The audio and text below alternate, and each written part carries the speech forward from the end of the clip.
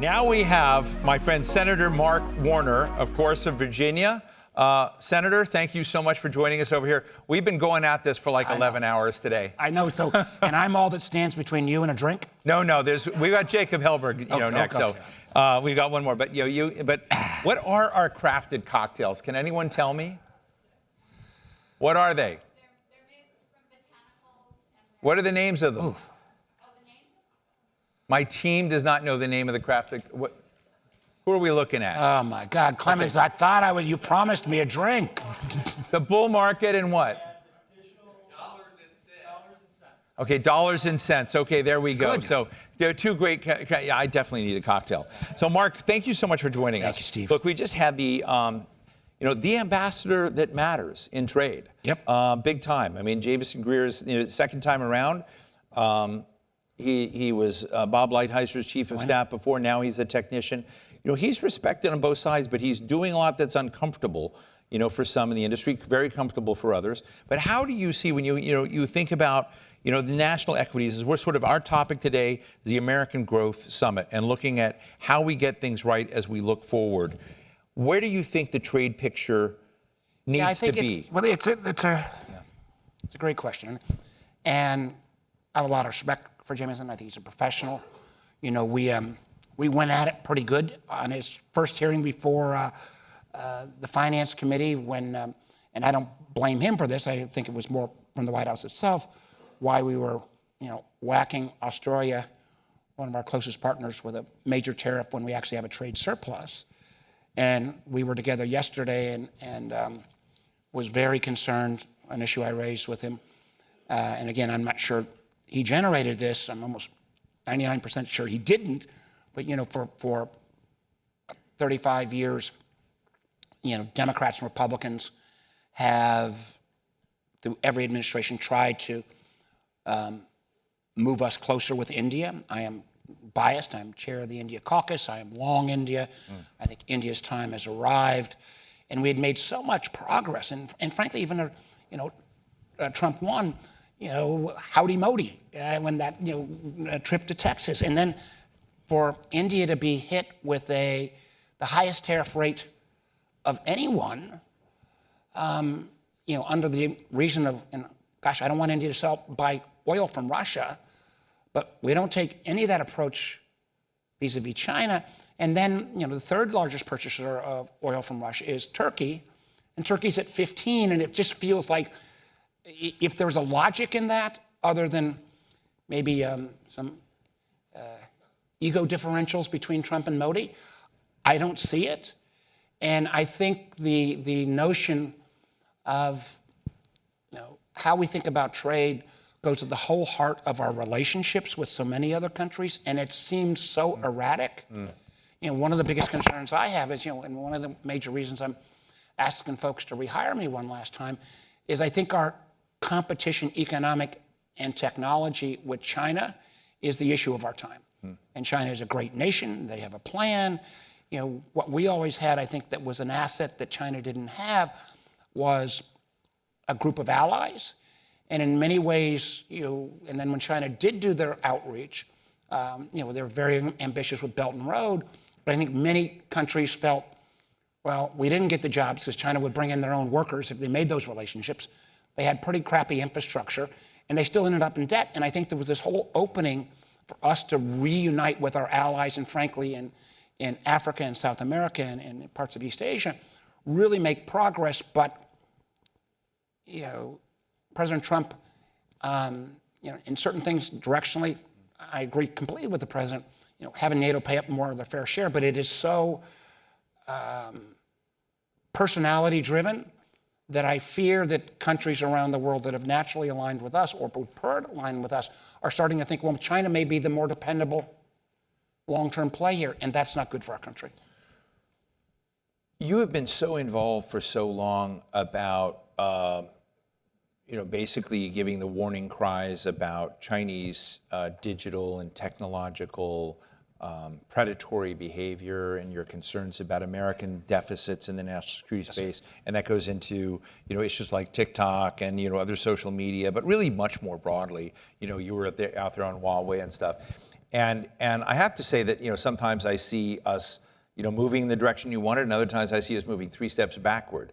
Yeah. And so I'm just interested in how you see, as we're kind of getting into this AI age, and you kind of look at the digital AI age, the quantum age, where we have so much more data, so much more fast processing, so more. We had somebody talking today about agentic AI, talking to agentic AI on this, right. And I'm just interested in. I would point out back in 2017, when social media was still cool, I had a bill, a bipartisan bill about data portability, interoperability, and delegability, which was kind of agentic agents before that was even cool. Yeah. So where are you now in that? And do you think the decibel level of concern is where it should be? I think part of my goal with the Intelligence Committee has been trying to convert that to the de facto technology committee, because regardless of the war in Ukraine, I think national security is more than tanks and guns. It is going to be who wins AI, who wins quantum, who wins, frankly, bio and AI combined. And my predicting question I say is, just as nobody had heard of Huawei 8 or 9 years ago, the next company that I think may have an even bigger effect than Huawei is BGI, Beijing Genomics Institute, as they are hoovering up enormous amounts of DNA and really not having some of the same kind of restrictions in terms of what the government in China is doing in experimenting on super soldiers and biomanufacturing. So I think we are still, the competition is fierce. We can't presume anything. I just saw yesterday, as an old telecom guy, that China again is trying to take the lead in 6G, and a lot of this is less about who gets there first, but who ends up, which standards are adopted. So, I think about that a little bit in AI. We all want to see which large language model is going to dominate, but if the standards and protocols that go along with that technology are Chinese rather than American and our friends, that will be, I think, a real problem. And this is a very, nerdy issue, and it does mean flooding the zone where the standards are set and being more forward-leaning on that. And I think there's a lot of bipartisan support. One of the questions, I'm going to be blunt, we've been very blunt with everybody today, on things, and sometimes I get things wrong and frame them, in ways. Steve Clemons get things wrong? Yeah. So, but I mean, you talk about Europe and our friends, and clearly NATO, transatlantic relationship, so important. But as I talk to people in the AI space who believe strongly that our LLMs can't succeed without Europe baked in, that when you kind of look at the competition with China on the size of their data sets are coming in, where they have with Belt and Road, that Europe is a fundamental requirement in that. But they say the divergence between the US and European ecosystem is tragically far, and Europe has zero awareness on how strategically significant it is. So are they a ball and chain around America's neck, and are we going to lose? No, I don't think they're a Europe? Ball and chain. They clearly have a much more regulatory approach, frankly, further than I think. But it's a serious one. It is a serious one, but what we've not articulated, I think one of the things that China has been brilliant at for a long time was playing us off against the Europeans and then playing off against East Asian countries. Mm-hmm. And everybody kind of turned a blind eye to intellectual property theft and everything because they didn't want to, you can't lose the Chinese market. So, I'm a big fan of Jensen's, although I think he made a huge error if he did just meet with the Republicans recently on the banking committee. But as we think about He made an error meeting them? Well, just meeting with a Republican only. Okay. Which, it's just, that's not the way we ought to be operating. And I think he made a good case, and I think the Biden administration was wrong, and I was wrong for a while on this as well about the notion of country chip caps.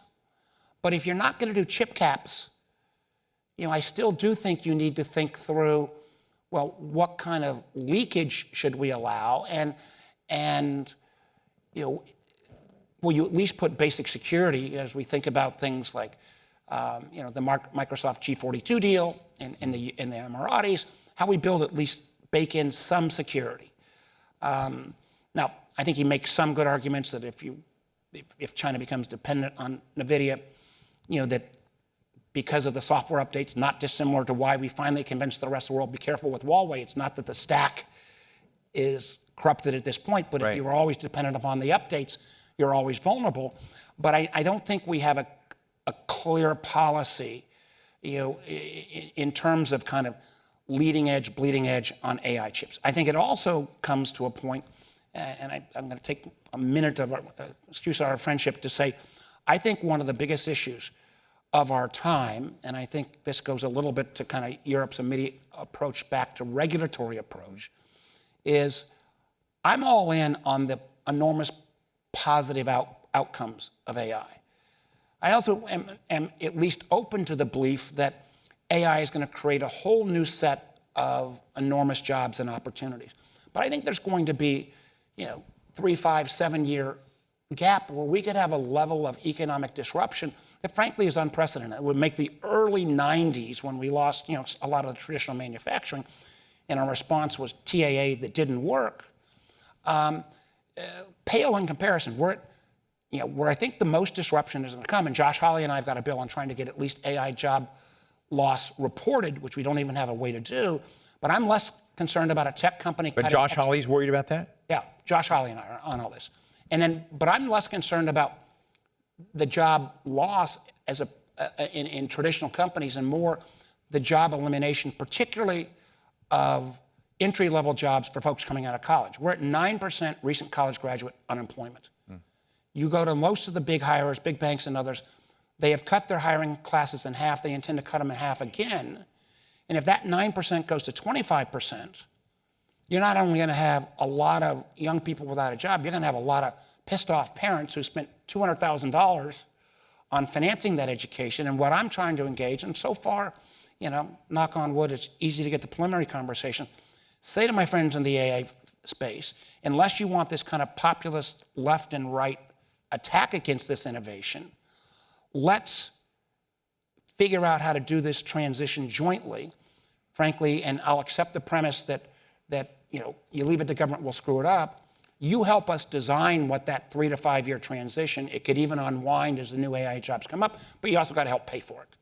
Because I think there will be, if we get anything close to that 25% of recent college graduate unemployment, you could have enormous pushback, and we might then go too much on the kind of old school regulatory approach as opposed to say, we all got to be in this. You and I, years ago when I was at the Atlantic, I remember we had an incredibly, I think, powerful conversation on whether capitalism works, in the old way. Was the social contract around, the private sector, the government, workers, the broad community side working. I've raised it with a few people here. And you had your concerns way back then. And everything you worried about back then has become like, turbocharged now. Although I was completely unsuccessful at the kind of basic premise that I had, which was I still remember. Let's try to treat investment in human capital with the same tax and accounting benefits that we treat investment in tangible assets like a computer. The old excuse is $5,000 on a computer, you get an R&D tax credit, it's an asset, you can declare it. You train humans to be better. Yeah. You don't get the same tax benefit. It's not created as an asset category. So can we do this? Can we? Michael Dell just put $250 in 25 million accounts. And these are, I think, are good things. I think we also have to, think about to the social contract. Can we create benefits that go with any job? Can those benefits be portable? Somehow figuring out the fact that the 20th century economy is not going to come back and AI is going to accelerate this transition exponentially is a BFD. And I think the opportunity here is, this isn't Democrat or Republican. This is much more future past than it is left-right. I think we're on the verge of Undersecretary Hellberg being here. Am I right? But I want to ask you one of the questions. Hold on, I got to drive through these last minute 11. Yeah. No, you're going to get a couple more minutes here. We talked to a guy who's building a fusion facility in Virginia, and I said, God, Virginia needs something else. They got so much stuff.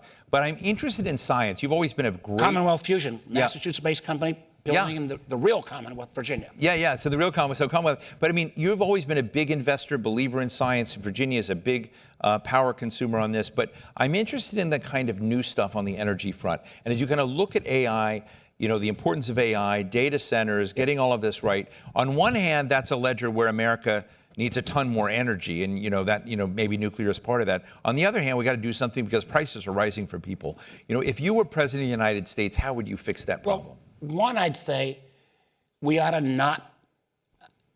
I think on AI. Well, let me step back. On AI, it used to be who had the most data, who had the most engineers, who had the most compute. I think it's more and more going to be who's got the most electrons.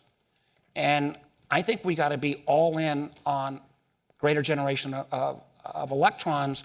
And the idea that we're going to suddenly say, and maybe Biden went too, although I'm not obviously for continued use of over-the-top coal, natural gas has got to be part of that. Maybe we went too far the other way. But the idea that we're against solar and wind and renewable electrons when they're coming price competitive, and I am, Steve gave me the little lead in there, I don't think you get this fixed without nuclear fission or fusion. Fusion, obviously, the holy grail.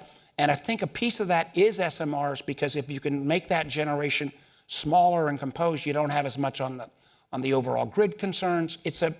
And that is one area, again, I think I was hoping that the president's kind of break glass approach could move us quicker along on SMRs.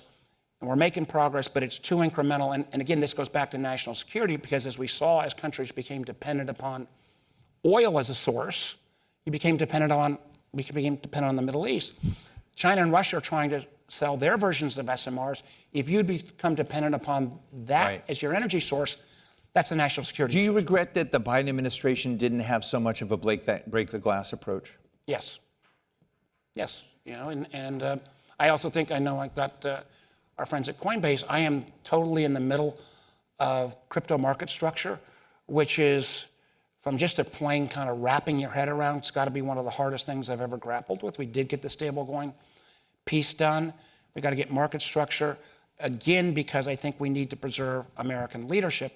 But there's, wrap your head around DeFi for a few hours and, that drink becomes more. So you're not a flat earther when it comes to currency? No, listen, I got concerns. I don't want us to blow up and suddenly, just because we can tokenize something, mean that all of consumer protection and rules and disclosure go away. There's a way to get through this.